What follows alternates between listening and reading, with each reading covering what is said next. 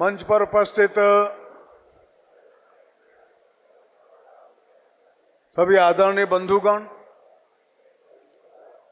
और इस विशाल कक्ष में उपस्थित इस वर्ष के जो चयनित बंधु और बहनें हैं, वे, उनके अभिभावकगण, उनके आदरणीय गुरुजन वृंद जो यहाँ पर उपस्थित हैं,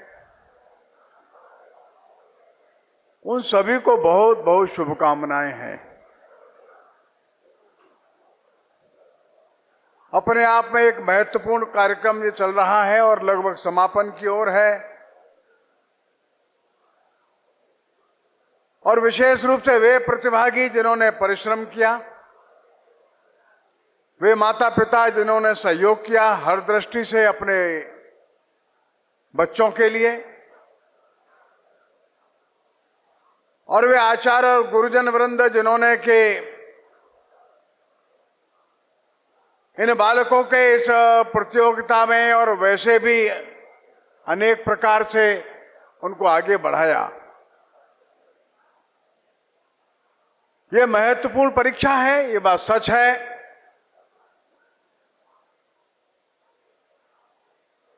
और एक अगले चरण के लिए हम लोग आगे बढ़ रहे हैं।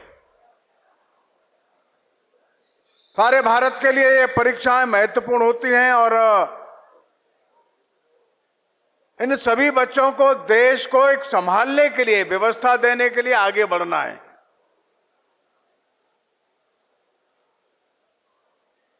आगे का जीवन बड़ा है, लंबा है,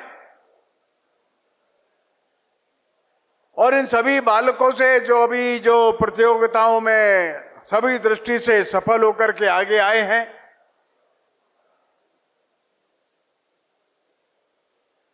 उनको ये ध्यान में रखना है,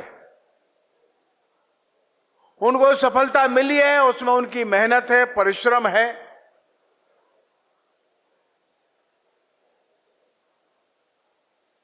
लेकिन जो मिला है, जो उनको प्राप्त हुआ है, हमारी जो भारत की आध्यात्मिक परंपरा है उसके अनुसार वे उसके संरक्षक हैं। हमारे पास जो भी कुछ है, मेरा शरीर, मेरा मन, मेरी बुद्धि, मेरे पास जो धन संपदा, वो सब वो मेरा नहीं है, मेरे पास है। अगर हमने इस बात को अच्छे से अनुभव कर लिया तो हम देश को समझ पाएंगे और अपने कर्तव्यों के प्रति आगे और अधिक प्रामाणिकता से आगे बढ़ेंगे। बंधु और बहनों, हमारे देश की एक ही विशेषता है जो दुनिया में सारे देशों से अलग बना करके रखती है। वो यह है कि हमारा देश आध्यात्मिक देश है। दुनिया का कोई भी देश आध्यात्मिक देश नहीं है।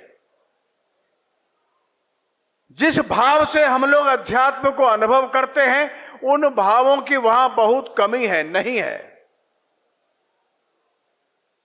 हम जानते हैं कि हमारा जन्म होता है, हमारा नाम मिलता है, लेकिन हमारा जन्म हमारे पूर्वजों के कारण से हमको प्राप्त होता है। नाम परिवारीजन, समाज के लोग देते हैं, ज्ञान बाकी के लोग देते हैं, सामर्थ्य समाज देता है। मेरे पास जो भी कुछ है, मेरा शरीर, मन, नाम, बुद्धि, डिग्री, सब कुछ हमको मिला है, प्राप्त हुआ है। हम उसके मालिक नहीं हैं, हम उसके संरक्षण करने वाले हैं। ये जो फीलिंग है, ये जो भावना है, इसी का नाम अध्यात्म है। और इसके कारण से हमारे मन में हमेशा ही कृतज्ञता का भाव रहता है। हमारे मन में रहता है कि ये मेरे पास है, मेरा नहीं है, इसलिए संभाल के रखना है। इस आध्यात्मिक भाव के कारण से हम सबको प्रेम करते हैं, हम दूसरों का सम्मान करते हैं, कृतज्ञता का भाव रखते हैं, और हम दुश्मनी नहीं पालते, हम असहिष्णुता नहीं पालते। इसके कारण से भारत नाम का जो देश है, ये दुनिया में एक अनोखा स्वरूप लेकर के खड़ा है। हम भारतीय प्रशासनिक सेवाओं में जा रहे हैं, लेकिन भारत को समझ लीजिए। मार्क ट्वेन नाम का जो अमेरिका का बहुत बड़ा विद्वान हो गया, वो भारत के बारे में लिखता है, India is a nation of 100 countries. वो कहता है India is a country of 100 Nations. Bharat एक ऐसा देश है जहां 100 नेशन समा सकते हैं। वो लिखता है India is a country of 100 speeches, India is a country of 1000 languages, India is a country of 2 million God's.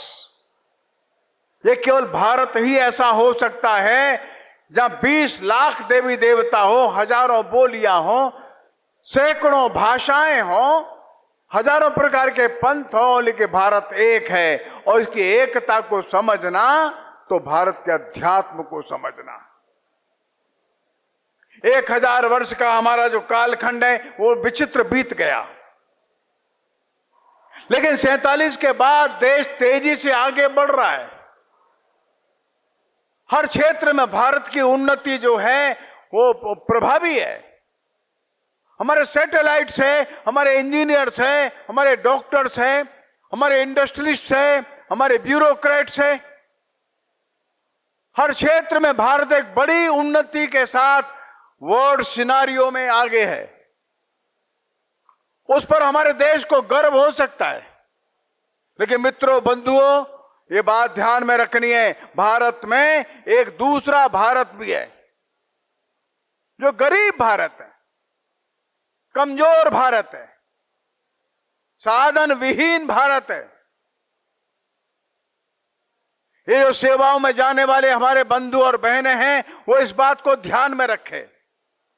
आप उनके प्रतिनिधि बन जाइए जिनके पास शब्द नहीं है। आप उनके लिए खड़े हो जाइए जिनके पास सामर्थ्य नहीं है। आपको उनके लिए भी काम करना है जो आसानी से आप तक नहीं पहुंच पाएंगे। और इसलिए प्रशासनिक सेवाओं के उन बंधु और बहनों की एक बड़ी जिम्मेदारी है, वे कम से कम उस भारत का ध्यान रखें जो भारत कहीं न कहीं कमजोर है, वो दूर कहीं खड़ा है। वो आपके दरवाजे तक भी आ सकेगा कि नहीं, कहना कठिन है। और एक और बड़ा संपन्न भारत, सामर्थ्यवान भारत, और एक और हमारा गरीब भारत, सामर्थ्य से दूर भारत। और इसलिए इन दोनों भारत में अच्छा समन्वय बन जाए, ये बड़ी जिम्मेदारी हमारी सबकी है। भारत जिस तेजी से उन्नति कर रहा है, उसमें ये समन्वय बिठाना बहुत आवश्यक है। और इसलिए अपने को ये ध्यान में रखना है, हम यहां हैं तो इस भारत के प्रतिनिधि हैं। हमारे सबके अंदर एक अंतरात्मा है। हमारी अंतरात्मा हमको प्रामाणिकता से आगे बढ़ावे। बड़ा भारी संकट सारे विश्व में आज फैला हुआ है, वो संकट प्रामाणिकता का है, वो संकट सत्यनिष्ठा का है। सारा विश्व इससे परेशान है। नाना प्रकार की वस्तुएं हमको दिखाई देती है और लोगों का मन करता है ये वस्तुएं हमारे घर में आ जाएं। बंधुओं, यही आपकी परीक्षा होगी।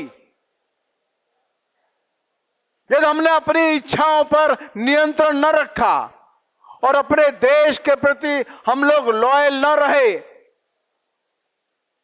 तो आपको भ्रमित करने वाले मार्ग बहुत दिखाई देंगे।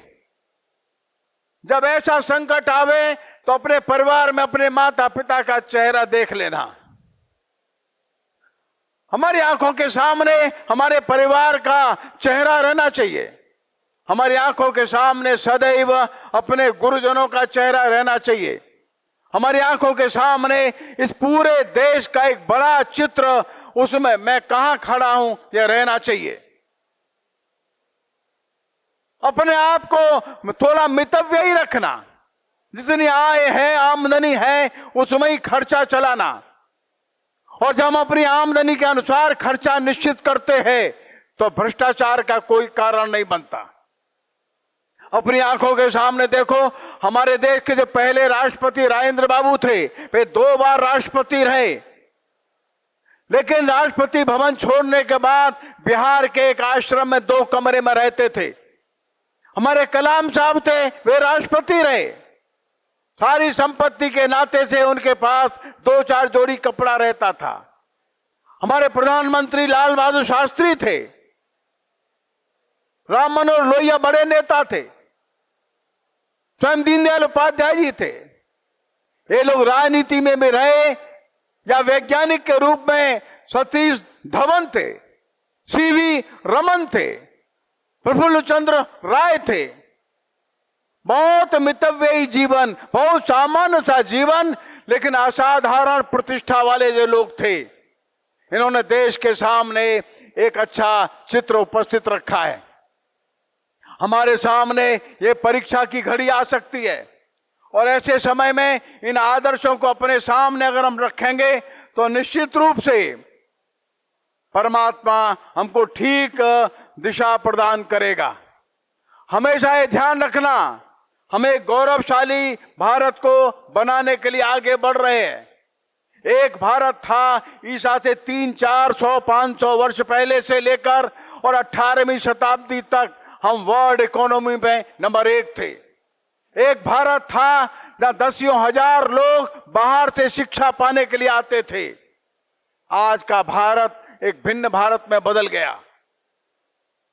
अपने जीवन में हम ऐसा कुछ करें कि अपने मन में, हमारी आंखों में ऐसा भारत हो जो पुराने भारत से भी और अधिक वैभवशाली भारत हो।